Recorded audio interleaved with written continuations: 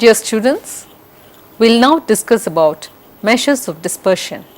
After going through this module, you will be able to explain the concept of dispersion, compute numerical quantities that measure the dispersion of a set of data, compute the coefficient of variation, and find a measure for concentration of certain distribution of data.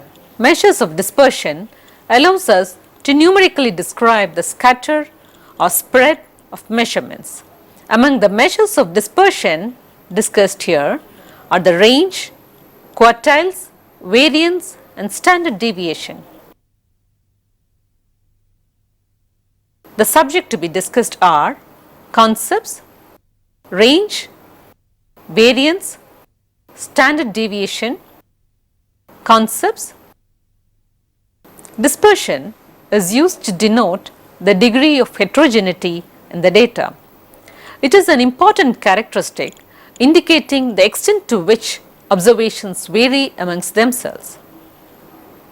The dispersion of a given set of observation will be 0 when all of them are equal. The wider the discrepancy from one observation to another, the larger would be the dispersion. A measure of dispersion is designed to state numerically the extent to which individual observations vary on an average. Dispersion indicates the scatter or variation in the values of a series. As a statistical measure, it is used as a measurement of variation, such as in quality of product, income distribution, economic development, etc. Measures of dispersion or variability are concerned with describing the variability among the values. Several techniques are available for measuring the extent of variability in data sets. Important measures of dispersion are the range, variance and standard deviation. Let us now discuss about range. Of all measures of dispersion, range is the simplest. It is defined as the difference between the largest and the smallest observations.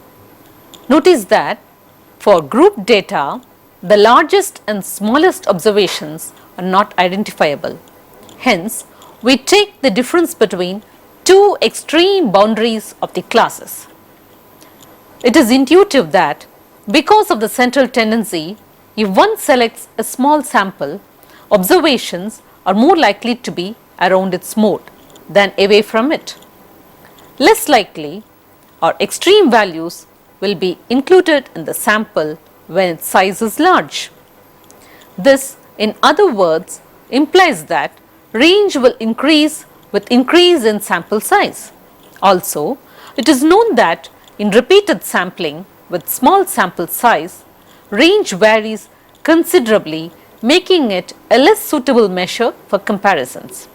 However, range is a measure which is easy to understand and can be computed quickly. In descriptive statistics, the range is the length of the smallest interval which contains all the data. It is calculated by subtracting the smallest observation, that is the sample minimum, from the greatest, that is the sample maximum, and provides an indication of statistical dispersion. It is measured in the same units as the data. Since it only depends on two of the observations, it is a poor and weak measure of dispersion, except when the sample size is large. For example, in the data A, B, C, the range is C minus A. Find the range in 3, 5, 7, 3 and 11. Step 1. Arrange the numbers in ascending order, that is 3, 3, 5, 7 and 11. Step 2. In the above distribution, the largest number is 11 and the smallest value is 3. Formula for ranges: largest number minus smallest number. Therefore, the range is 11 minus 3, that is 8. The range, in the sense of the difference between the highest and lowest scores, is also called the crude range. When a new scale for measurement is developed, then a potential maximum or minimum will emanate from the scale. This is called the potential range. Of course, this range should not be chosen too small in order to avoid a ceiling effect. When the measurement is obtained, the resulting smallest or greatest observation will provide the observed range. The middle range point or the mid-range point, that is the point halfway between the two extremes, is an indicator of the central tendency of the data. Again, it is not particularly robust for small samples. The advantages, it shows the spread of the results, and the disadvantages, it does not take into account any clustering of results in a set of data. It is affected strongly by outliers, that is very high or very low results. Let us now discuss about interquartile range. Range as a measure of dispersion does not reflect a frequency distribution well, as it depends on the two extreme values. Even one very large or small observation away from general pattern of other observations in the data set makes the range very large. For example, when the range is found to be excessively large because of the presence of very large one observation, and to avoid such extreme observations, particularly when there is a strong central tendency, interquartile range is useful as a measure of dispersion.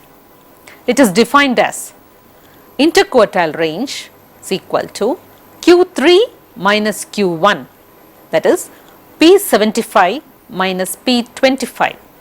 Interquartile range is the range of the middlemost 50% of the observations. If the observations are compact around the median, that is, a strong mode close to the median exists, interquartile range will be smaller than half of the range. If the data are flat, having no central tendency, this measure will be large and its value will be close to half of the range. The interquartile range, the IQR, is the distance between 75th percentile and the 25th percentile. The IQR is essentially the range of the middle 50% of the data. Because it uses the middle 50%, the IQR is not affected by outliers or extreme values. The IQR is also equal to the length of the box in a box plot. Example, compute the interquartile range for the following data: 18, 33, 58, 67, 73, 93 and 147. The 25th and 75th percentiles are the second and sixth observations respectively. IQR is equal to 93 minus 33, that is 60. The interquartile range is 60. Advantage is that it ignores extreme values and it's easier to use than the range when comparing data. Now, let's move on to variance. The most frequently used measures of dispersion are variance and standard deviation. Variance is so commonly used that it is also called dispersion. Variance is a measure which suitably combines individual deviations from the mean, treating each observation with equal weight as in mean deviation. For variance, however, measure of individual deviation is taken as the square difference from the mean. Since it is more manageable to use the square difference rather than absolute difference, particularly while doing formal mathematics, use of variance has become more popular. Conventionally, variance is denoted by sigma squared. Variance is defined as the mean of the square deviations of observations from their mean. The variance is similar to the mean absolute deviation in that it is based on the difference between each value in the data set and the mean of the group. it differs in one very important way. Each difference is squared before being summed. For a population, the variance is represented by V into x, or more typically by the lowercase Greek s squared.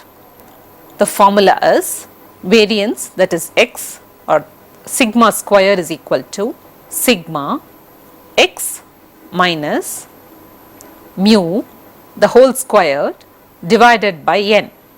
Most statistical methods deal with or include the concept of variance. Variance is the variability in certain traits in population of interest. Throughout statistical textbooks, you will find the concept of variance and the concept of standard deviation coupled. This is because the information of the variance of a population is not always available, and statisticians frequently use standard deviation in place of variance. The variance and the closely related standard deviation are measures of how spread out a distribution is. In other words, they are measures of variability. The variance is computed as the average squared deviation of each number from its mean.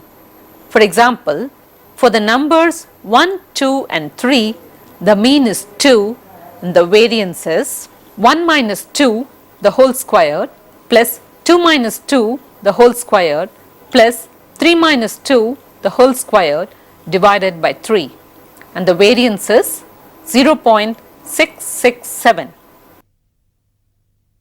The formula for the variance in a population is sigma squared is equal to sigma x minus mu the whole squared divided by n, where mu is the mean and n is the number of scores.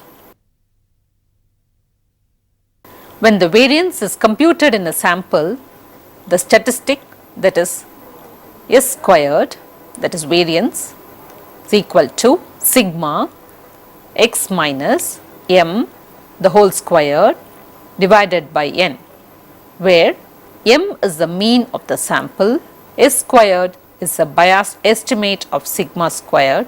However, by far the most common formula for computing variance in a sample is s squared is equal to sigma of x minus m the whole squared divided by capital N minus 1, which gives an unbiased estimate of sigma squared. Since samples are usually used to estimate parameters, s squared is the most commonly used measure of variance. Calculating the variance is an important part of many statistical applications and analysis. It is the first step in calculating the standard deviation.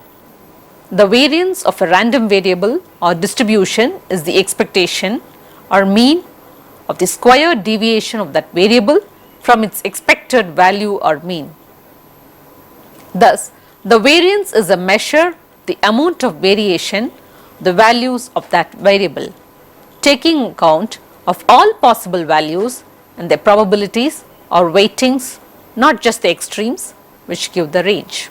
For example, a perfect die when thrown has expected value of 1 plus 2 plus 3 plus 4 plus 5 plus 6 divided by 6, that is 3.5. Its expected absolute deviation.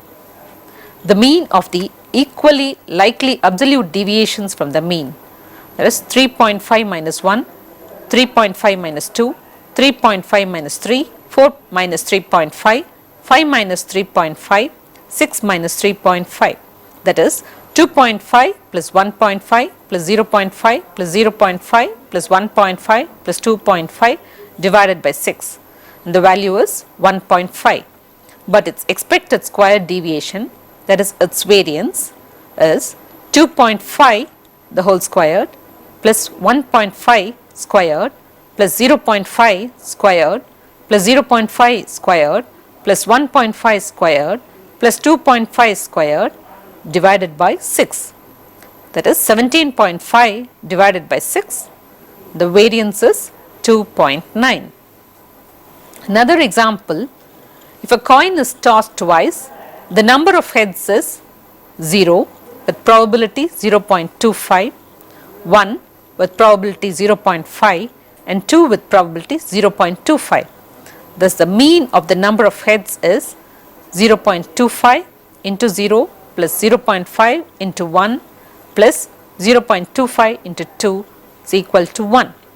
The variance is 0.25 into 0 minus 1 the whole square plus 0.5 into 1 minus 1 the whole square plus 0.25 into 2 minus 1 the whole square is equal to 0.25 plus 0 plus 0.25.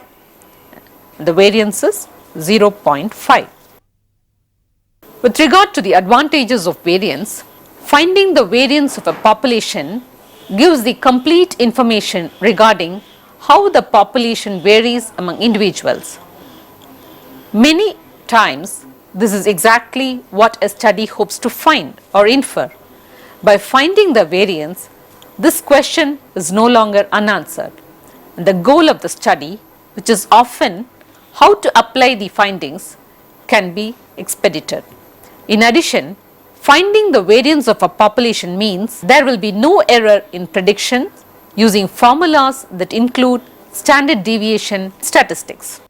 Future studies can benefit greatly from previous studies that analyze the same population and simultaneously found that population's variance.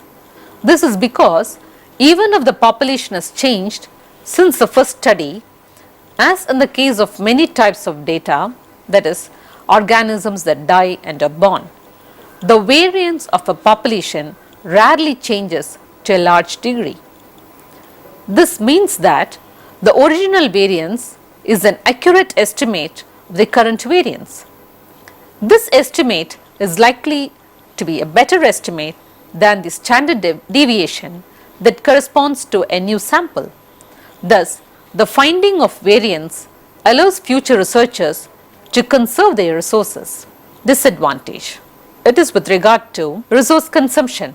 Finding the variance of a population is no easy task. If the population of interest is large, then finding the variance will require much time and, as is often the case, money. Because most research is funded by academic institutions or external organizations, the researcher who intends to find the variance of a population must justify the use of resources to the sponsor of the study. This is not an easy task because the larger a population is, the more infeasible such a study will be. Often, the resources that can be spent finding a population's variance can be put to more efficient use. Unconventional. Most applied statistical studies do not actually find the variance of a population. Instead, they often use standard deviation statistics as replacements. Because of this, most of the statistical world does not expect variance to play a role in statistical analysis. One outcome related to this fact is most statistical computer softwares does not take in variance as input. And finally, we will be discussing about standard deviation. The standard deviation measures the spread of the data about the mean value. It is useful in comparing sets of data which may have the same mean but a different range. For example, the mean of the following data is the same, that is 15, 15, 15, 14, 16 and 2, 7, 14, 22 and 30. However, the second is clearly more spread out. If a set has low standard deviation, the values are not spread out too much. Standard deviation is most widely used measure of dispersion of a series. The standard deviation, that is SD, the square root, the mean of the squared deviation from the mean of a distribution. The SD is a measure which, unlike the variance, expresses dispersion in the original scores. The formula for computing standard deviation is, for a population, sigma is equal to root of sigma x minus mu the whole squared divided by n. Whereas for the sample standard deviation S is equal to root of sigma x minus x bar the whole squared divided by n minus 1. Now, let us have some simplified calculations for the variance and standard deviation.